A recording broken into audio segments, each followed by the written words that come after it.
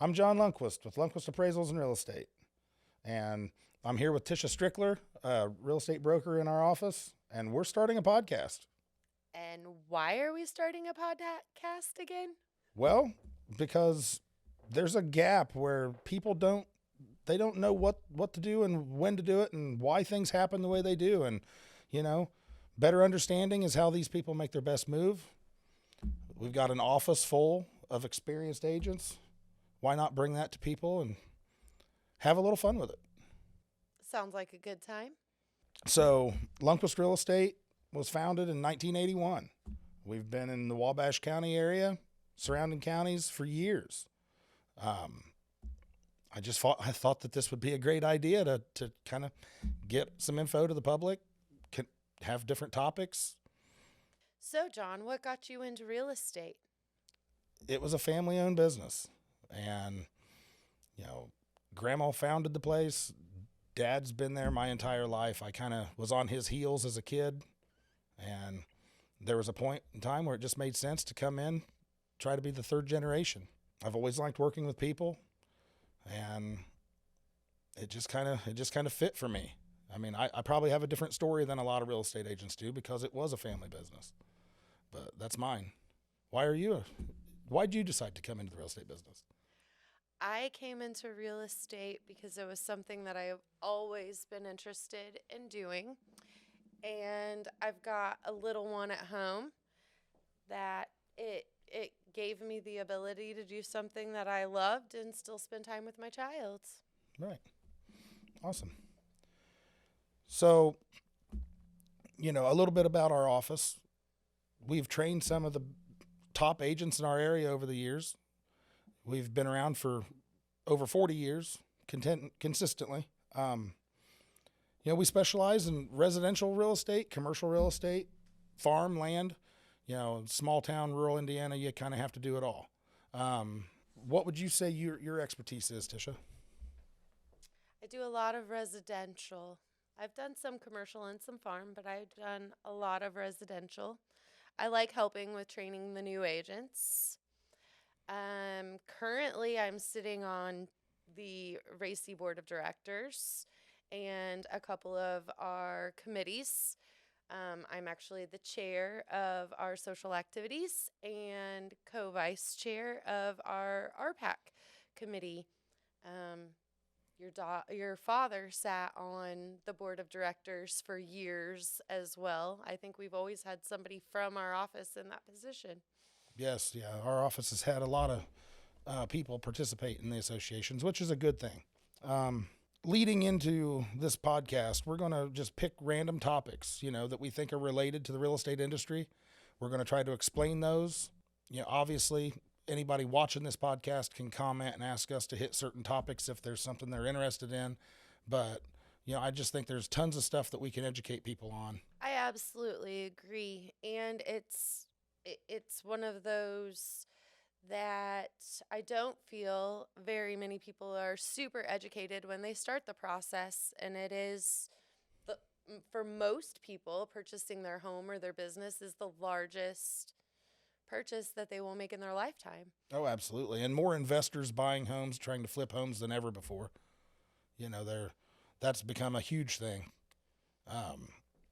And people, you got to know what you're doing. You got to have somebody to lean on for the advice that you need, or that experience isn't going to be a good one. Absolutely. What is something that you would say makes our office stand out amongst a lot of the other offices in the area? Well, our experience. We've got veteran realtors in our office that we can ask any question we have. We work as a team, and we've got some of the best appraisers in the area. The amount of experience that our office contains as a whole, whether you're working with our newest agent or the founder of the company, there's just so much experience within the walls of our office, and everybody's so willing to share it. And so, it just made sense to try to share some of that knowledge with the public. And honestly, I think that's why you get what the experience that you get when you pick one of our realtors and work with our company. I will say I have always leaned on our appraisers a lot when needed. Yeah, it's great for a realtor to be able to have that kind of relationship with an appraiser when they're trying to value, a unique property is a tool that I don't know working this industry without it, but I can't imagine giving it up. It's very nice to have. Totally agree. They're a great tool in our arsenal. So Tisha, what do you think is, a big factor in the current market today, right now? Right now, today, it would be the inventory shortage we've been running with for a couple of years, actually. It's not necessarily gotten any better. Right. So, the shortage of inventory is definitely a big issue with the market today. So I would agree with that, Tisha. It makes it very difficult. It can be very emotional, especially for young buyers, first time home buyers, when there's just absolutely nothing on the market, and as soon as something shows up, it's swarmed by everyone. The inventory is definitely impacting things. Would you think the inventory is holding the values for us, though? Absolutely. I do think that values are staying where they are without losing more ground because of the shortage of inventory. Sure. Okay. And these interest rates, they've a year ago they were 2.5%. I mean, now they're 7%. Yeah. How do you think that's? I think that's actually part of the problem causing the inventory shortage. Anybody that refinanced or purchased under that 2.5-3% interest rate, they're not going to say, sign me up for a 7.5% interest rate 2 years later. My clients, it doesn't seem, they talk about it, but it doesn't seem to be keeping them from wanting to purchase, though.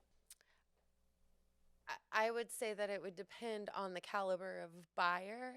Mm-hmm. But I guess I wouldn't disagree with that depending on the caliber of buyer. Right. I would say your first time home buyers and your second home section of people are probably a little less excited about that purchase than they were a couple of years ago. Okay. Yeah. What do you think's been happening with the commercial market? I mean, small town Indiana, there's not a huge commercial boom ever really, but I don't really think that the ups and downs of this market the last couple of years has really changed much on the commercial front. I wouldn't say commercial necessarily has changed a whole heck of a lot.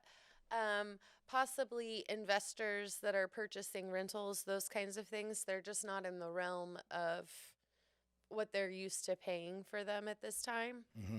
So I would say that that's probably slowed just a little bit. But actual commercial real estate, I would say has probably done better. Sure. Than I would have expected it to personally. Okay.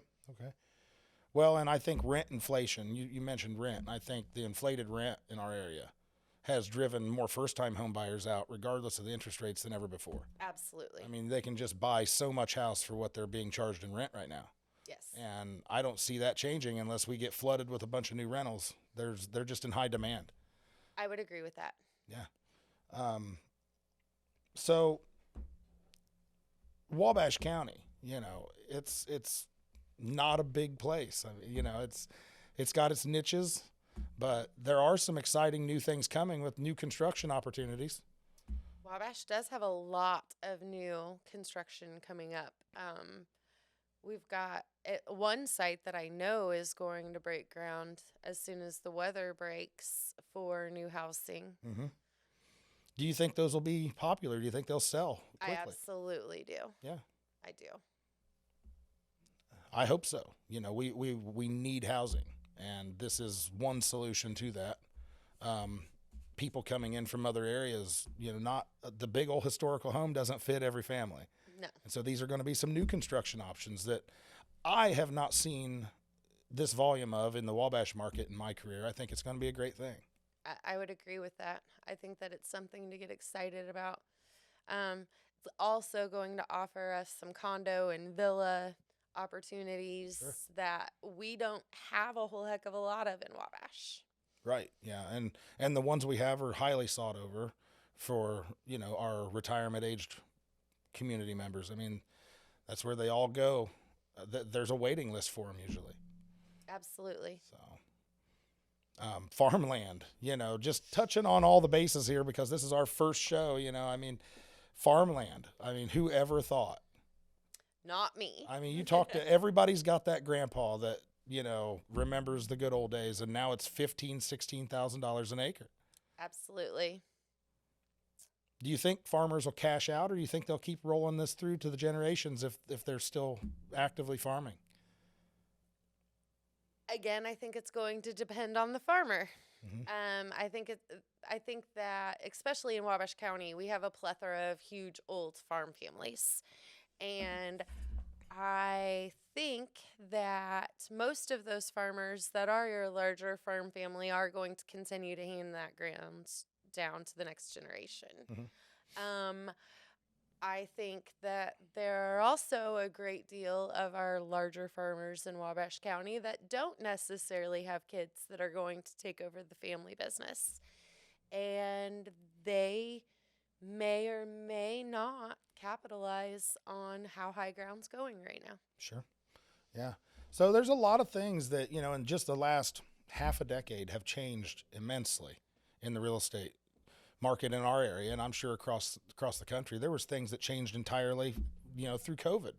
Absolutely. But I think that makes this time harder than ever for, you to go to those trusted advisors in your lives that maybe haven't bought a home in 2, 3, 4 decades and find accurate advice for today's market. I think that's why, us bringing information to the public and, finding an experienced agent is more important now than ever, because things have changed so quick, and there's probably areas that have developed fast enough and grown fast enough across the country that this isn't a new thing. But for rural Indiana, it's a new thing.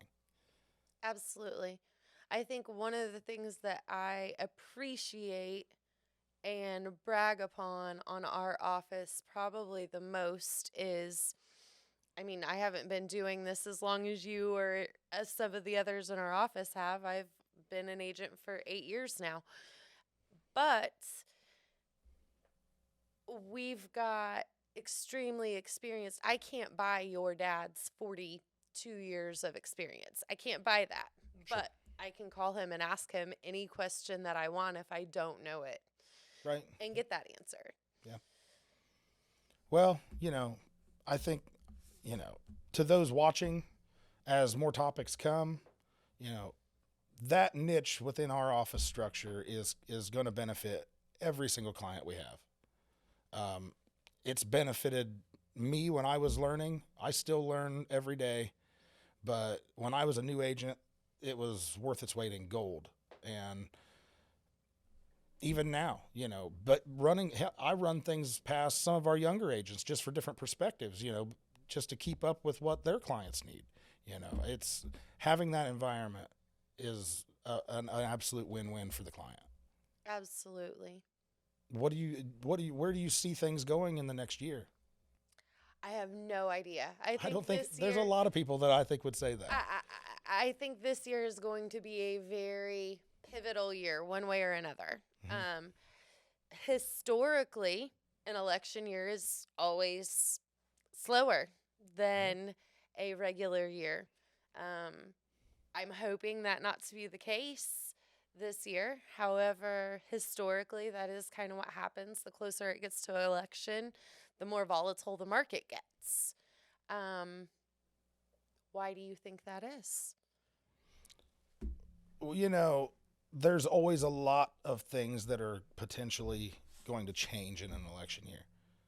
And that you may not feel that affects you as the young first-time home buyer that's just getting out here and started, but it affects a lot of things, and it just affects a lot of things that you don't really even think about when in relation to, a purchase like a home. It's across the board. It's not just real estate. No. That trend happens in everything. People just hesitate and hold back. And I don't even know anymore if a lot of people realize they do it. But at the same time, in the last few years, historic data has kind of Went out the window. a little bit. Things are changing, and how people are reacting to different markets, different things with the economy. Myself and a lot of realtors that have been in this business for years, we didn't know how to predict it. And so that old adage may go completely out of the window this year. I don't know. It'll be interesting to see how it goes. I do know it seems like the higher interest rates, nobody's happy about it, but they're still buying homes. Now, the one thing I will say about the higher interest rates, I've been saying this to a lot of clients lately. Are we at 2.5%, 3% like we were 3 years ago, 2 years ago? No, we're not.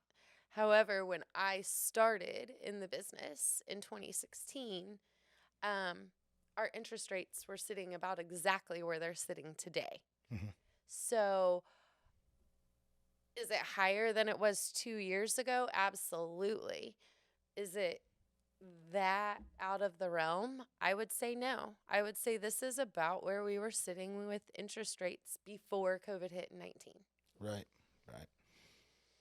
Well, there's a lot of unknowns, and it can be overwhelming when you're just trying to figure out your next move, whether it makes sense to sell and buy what you've been maybe dreaming to get towards, whether you're just trying to get out of a rental into your first home. It can be overwhelming. And I used to say to people, that, these smaller rural areas, things move at a slow pace and things adjust at a slow pace. And that's not been the case lately. And so I can't imagine being a young first-time homebuyer again in the markets that we've been dealing with in the last couple of years. But I can't even fathom doing it without finding someone that I trusted. And that may or may not be me or Tisha Strickler, but it's key to have. You've got to have a realtor that has solid advice, that knows the markets and that ultimately you trust, because it's a big deal. And if you call your realtor in a couple years and say, hey, life's changed, I got to go, you do not want bad news in that conversation. No, absolutely not. So this podcast is just to help people, feel more comfortable reaching out to real estate professionals, understanding why certain things that they advise are what they are, knowing a little bit ahead of time. Everybody goes online for information, and real estate is still somewhat a personal business, and trusting that agent that you've chosen is key. And, that agent may not be the same for your residential home purchase versus your commercial purchase versus a farm purchase, but you've got to have them. And I run into people all the time that just don't know how to even get the process started, why certain things are important, timelines for the lender that you're working with, pre-approval letters, inspections, you name it. It's just not something that they need to be an expert in. Most people only buy 3-4 homes in a lifetime. They're not expected to be the expert we are. Would you agree with that? Absolutely. I think that's one of the reasons why it's important to find your agent, if you will. Mm-hmm. No matter who, like you said, no matter who that agent is, you want to make sure that they're working for you and that they know the market that you're shopping in. I'm licensed to sell real estate anywhere in the state of Indiana. However, there is a large area of the state of Indiana I am just not in enough to know exacts like I do my region that I work in.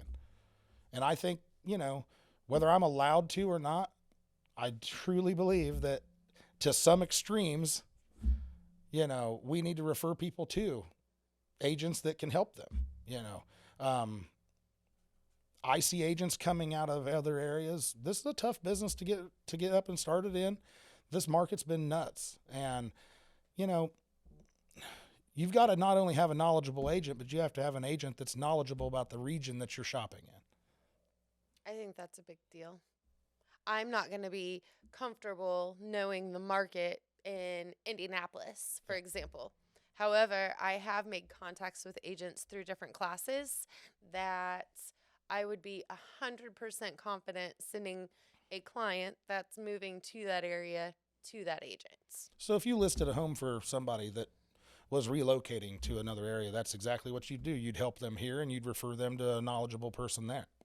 Yes. You wouldn't drive all the way there and try to help them down there too. Actually, over the summer, I had a client that was moving here from the Indy area, and I helped him purchase his new home here.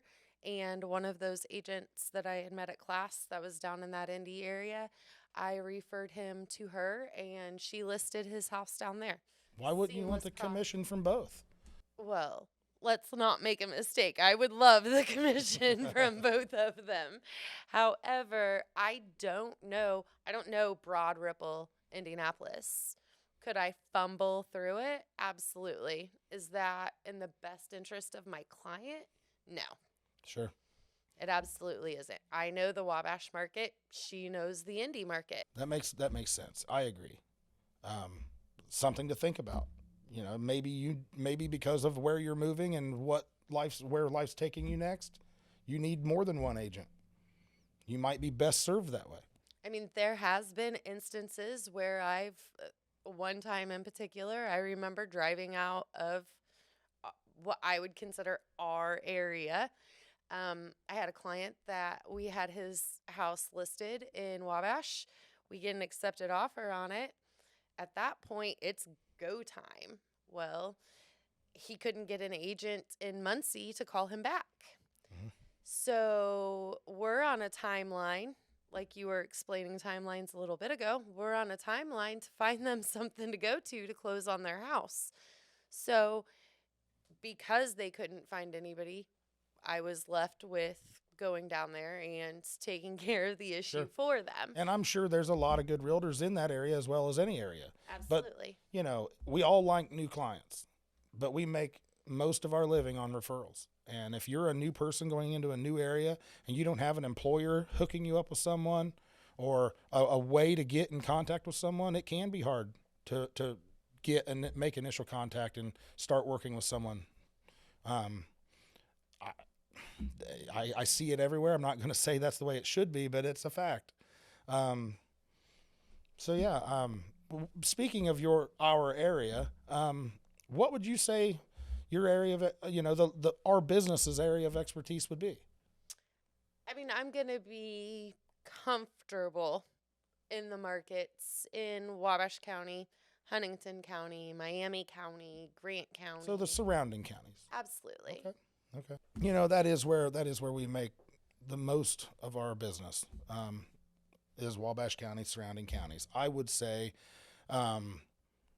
any northern county that is similar in size to us in our surrounding counties would be adequate. You just can't sell real estate all day in Wabash, Indiana, and then know neighborhoods and school districts and different things about, Indianapolis, Fort Wayne, Bluffton, places you never go. Now, could I take off and go to a town that's got the same things to offer as Wabash and, bring myself up to speed quickly? Probably. But I think you're either a rural small town realtor or you're not. I would agree with that. It's a different business. I once had a friend in the real estate business who came to Indiana temporarily, and just transferred within his same franchised brokerage up here while he was going to be here. And, he was the finest dressed realtor I'd ever seen. But he was used to selling high-end beachfront homes in Florida. And I looked at him and I said, "You're not going to need the suit, but you might need a pair of muck boots before this is over." Because he's in rural Indiana. He's going to be stomping through back, country and woodses and, this time of year, it's just mud everywhere. I mean, he wasn't used to that. It was a good laugh we had out of that. That is one thing that I will say as far as agents go that I have noticed across the board. Your bigger towns are three-piece suits and dressed to a That's an expectation, I think. Yeah. All the time. Yeah. And we are probably way more laid back with that. It's an industry standard, and it changes where you go, I think. I don't think selling real estate in these rural areas is the same as selling real estate in a big city. And I don't think that the job requirements are the same. And the advice and the expertise is going to be different. Absolutely. Nobody in the greater Indianapolis area cares about timber value. They just don't. That's not what they're doing. But there's a lot that I couldn't advise either. So I can honestly say I'm probably going to be more happy with selling real estate in small town than big town. it's what I know. So let me go back to timber value and explain what I mean. You're buying a large parcel, or a farmer's buying a parcel that has some woods connected to it that he's not going to be able to farm. So the value of the timber in that parcel is important. And it's most of the time it's put on a management cycle. They're not stripping these woodses out and ruining the place. Not if they do them correctly, but they can harvest, several $1,000s worth of timber out of this property over the next decade. That changes what that acreage is worth. Absolutely. If the seller just had it harvested and it's not going to have anything ready to cut in 25 years from now, it's not worth as much. And so to adequately advise someone on how to make their offer and why that woods is worth what it is, and the last one we looked at was only worth a fraction of that, could greatly rely on how much timber value is in it. And whether that person cuts a single tree or not, the value's there.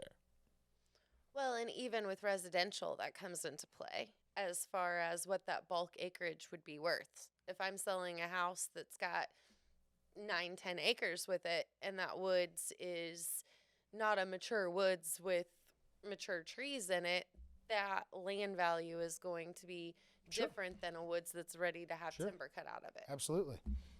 And soil samples for farm ground, that explains, most farmers know. But, if you're an investor doing a 1031 exchange that just wants to get into farmland that you intend to have a farmer tenant manage and run and operate for you, soil types. There is $10,000 an acre ground and there is $16,000 an acre ground in Wabash County. And you got to know which one you're buying. Absolutely. It's key to have that knowledge ahead of time, or have an expert in your corner advising you why. Even when you're not dealing with farmland, say you're just wanting to build a new house, those soil samples and that soil is a huge deal. Yeah. It's going to determine your septic system and whether or not you can even have it on the ground. Yeah, whether you can put a basement in or not. These things are important. And on the commercial front, are you buying a newer commercial property? Is the ownership of that property lucrative, or are you better off with a lease? Is it in the historic district or not? What kind of, how are you restricted on a historical commercial property? These things come into play. And a lot of my, first time business owners that are just maybe just getting to the point to where they're ready for a storefront, they don't know what necessarily comes with all that. Absolutely. I can say I feel super lucky that we've got such a great team in Wabash County in place for our commercial questions and what they're willing to do with these new commercial businesses coming into the area. Well, and, back to where we started earlier in this conversation, thankfully Lundquist Appraisals has one of the best commercial appraisers in the northern part of the state on staff. That is, I've done residential a long time. I can kind of figure out a lot of that on my own. But when it comes to commercial property, her comps and her ability to help value those properties is amazing sometimes, and totally different from what I would have come up with on my own. So again, having that staff of experience in commercial real estate again is huge. And that is one of the things that is a big deal and kind of a wow factor in Little Wabash, Indiana. There's only a handful of commercial appraisers in the whole region. Yeah, in the whole region. Yeah, you're right. And that has helped us on the real estate front too. That's gotten us, a lot of clients that we've done that appraisal work for in the past periodically for their business have then, liquidated their facilities with us when it was time to close or move or do whatever they were doing. Um, and, having that staff of appraisers has been great for that. And, I've had my clients sitting there and we've pulled an appraiser in and picked their brain, right there in front of them, it just works out really well. I would totally agree with that. Okay, Tisha, I think that about wraps it up for today. Well, thanks for having me tag along today. Absolutely. And I'm sure we'll see you again. If you're lucky. We're going to have more people from our staff and guests over time, different topics coming up. Thanks everyone for tuning in today, and we'll see you next time.